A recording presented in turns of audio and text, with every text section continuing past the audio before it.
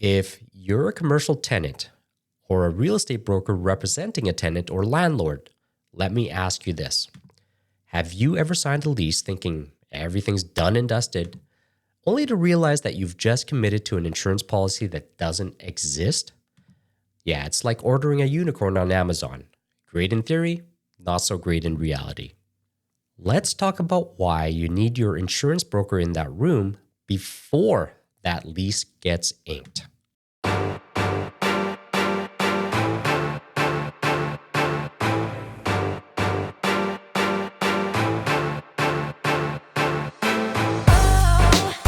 We've seen it way too often. A lease gets signed, everyone's excited, there's high fives, maybe a celebratory coffee, then boom, the insurance clause hits the fan. Suddenly, we're looking at unrealistic insurance requirements, outdated legalese written in the days of dial-up internet, or worse, conditions that simply can't be covered without mortgaging your house. One client's lease actually required full earthquake coverage and flood in a designated floodplain. That's not insurance, that's a wish list. So, how do you avoid insurance-induced panic? Simple, bring your broker in early. We generally don't bite, and we read leases for fun. Here's what we'll do. We'll flag the red flags before they become 5-alarm fires. We'll interpret insurance jargon and translate it into plain English. We'll confirm what's actually insurable and what's fantasy fiction. We'll look at liability limits. Are they realistic or are they just pulled out of thin air?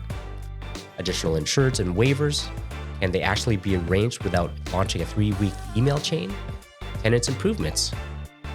Who's covering what if things go sideways?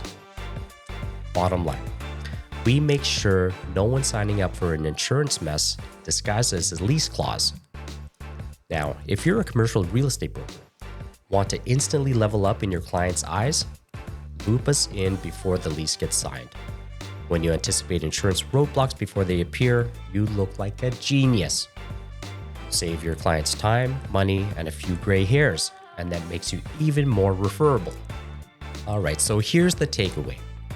Don't wait until the ink is dry and the keys are in hand. Loop your insurance broker in early, especially if you want your lease to be more of a smooth move-in and less of a contract crisis. At Beyond Insurance, we help commercial tenants and landlords actually understand what they're signing and make sure that the insurance parts won't come back to bite them. Send us a lease draft. We'll bring the highlighters.